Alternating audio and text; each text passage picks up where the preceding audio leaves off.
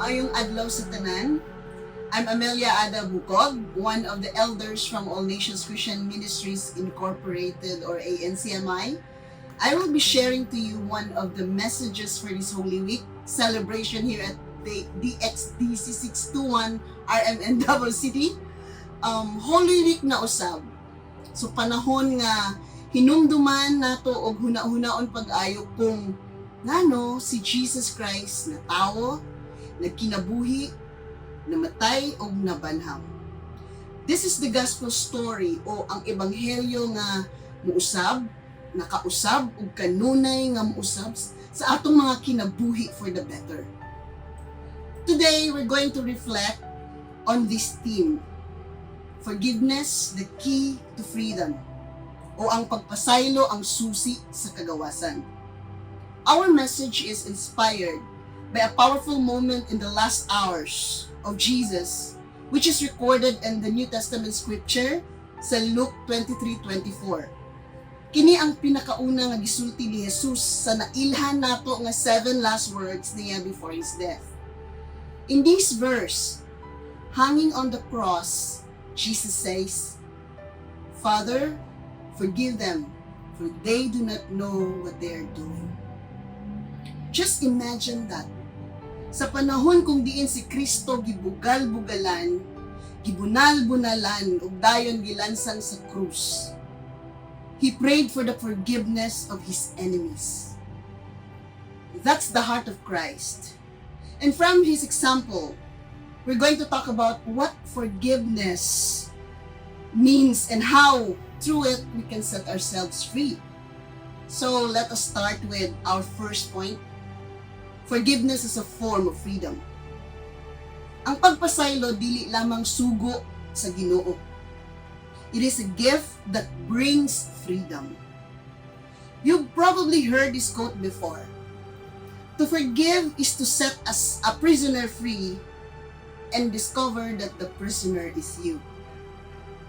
This quote is from Lewis B. Smith's book, Forgive and Forget, Healing the Hurts We Don't Deserve.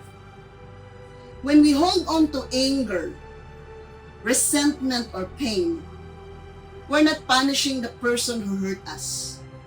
We're punishing ourselves. We carry that burden in our hearts, and it can eat up us inside. But when we forgive, something amazing happens.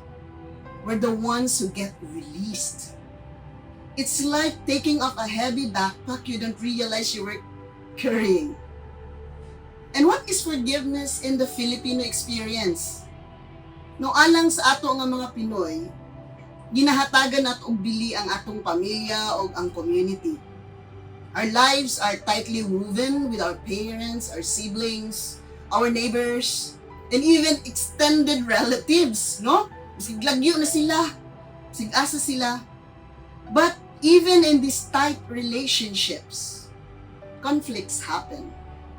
Right? Siguro tungod sa kwarta, betrayal, pride, or dili pag sinabtanay.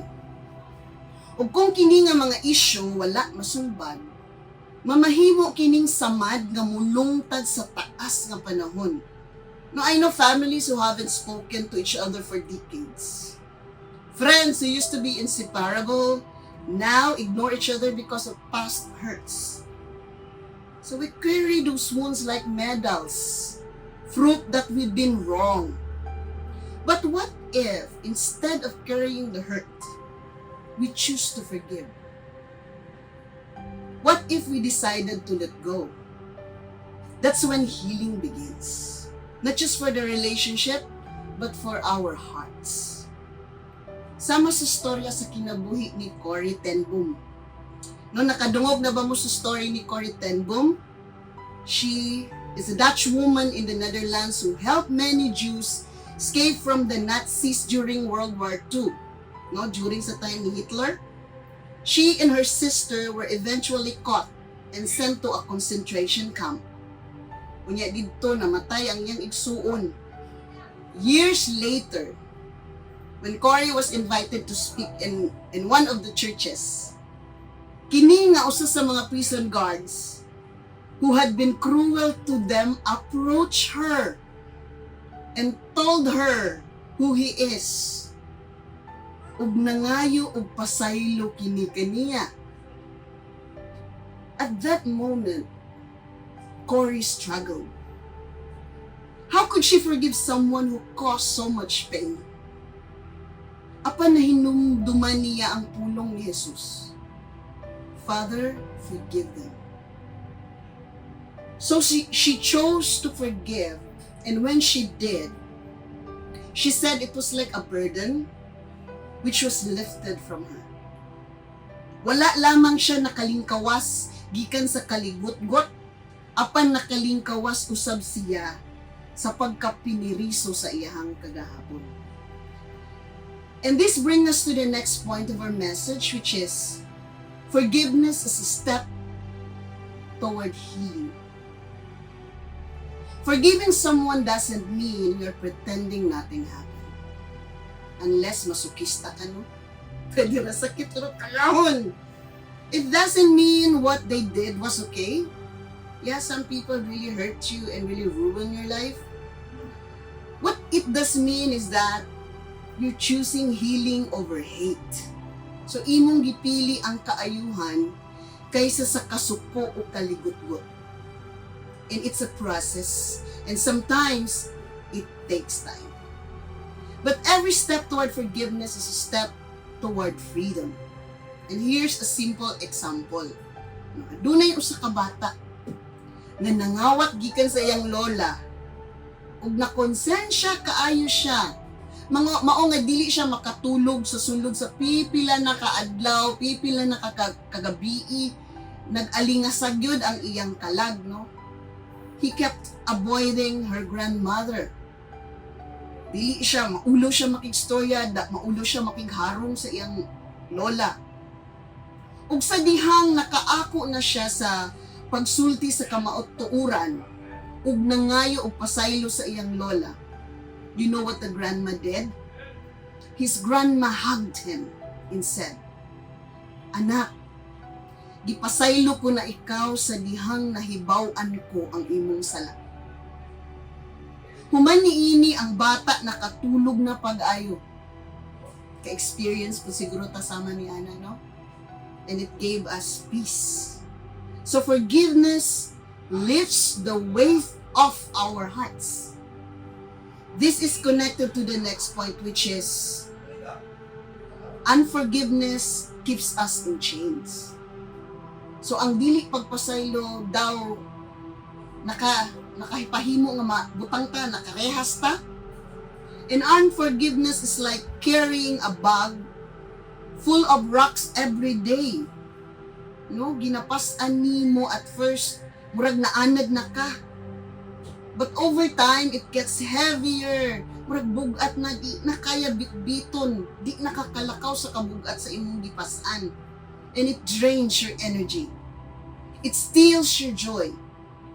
And sad thing is, no one else can take that bag off for you. You have to be the one to lay it down. And there's a story of a woman who had a falling out with her cousin over an inheritance, no? And they stopped talking for years. But when the cousin got sick and was about to die, this woman visited her and they cried. And they forgave each other. And she said afterward, "I never knew how heavy that pain was until I let it go." Another point is, forgiveness builds peace and unity. In our culture, ganahan kaayo ta og bayanihan, helping one another and standing together. But sometimes unforgiveness becomes a barrier to unity.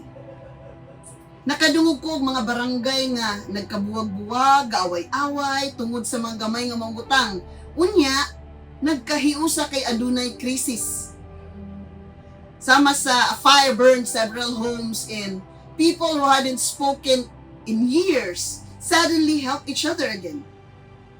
So forgiveness healed the community. So that's the power of letting go of past hurts. It restores relationships. It brings back harmony. It allows love to grow where hate once lived. As believers, kanang magtotoo na diha kang Kristo, before anything else, why do we forgive? We forgive because we have first been forgiven. No, napasaylo kita, so unta makapasaylo usab kita sa uban. Every one of us has made mistakes. Every one of us has sinned against God. And yet, God offers us forgiveness not because we deserve it, but because He loves us. In 1 John 1:9, it says, if we confess our sins, He is faithful and just to forgive us our sins and to cleanse us from all unrighteousness. You see, Jesus didn't speak faithful. Jesus didn't say, just speak about forgiveness. No, wala lang siya niingon nga magpasaylo siya or magpasaylo kita. He became forgiveness. Dinha sa krus, gikuha niya ang atong mga sala.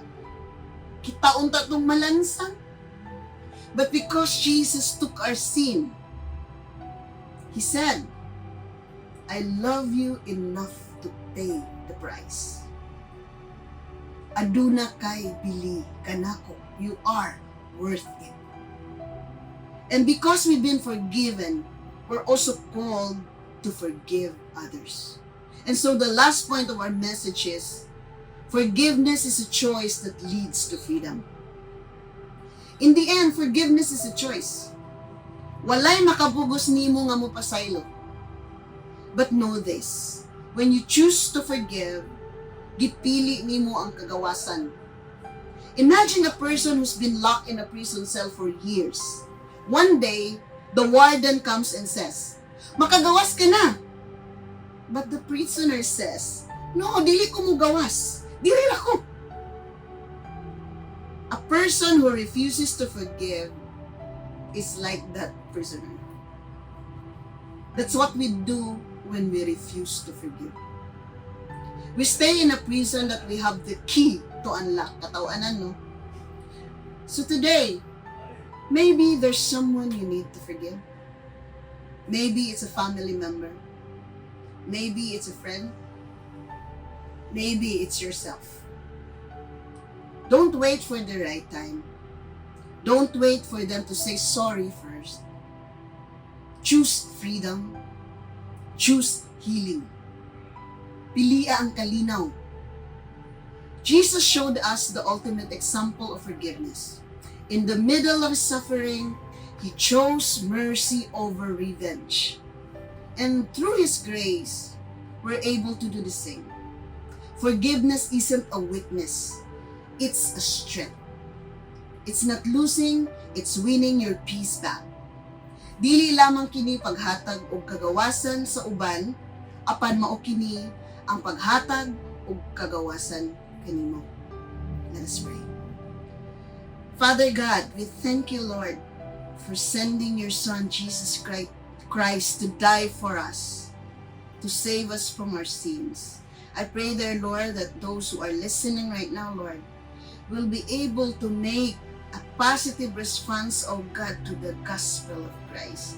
That those who needs to be forgiven, Lord, will ask forgiveness from you and commit their lives to you and be saved. Father God, I pray that through this Holy Week, the center will be you, the meaning of it all. So we commit all these things to you, Lord. May your will be done in our lives. In Jesus' name we pray. Amen. Daghang salamat.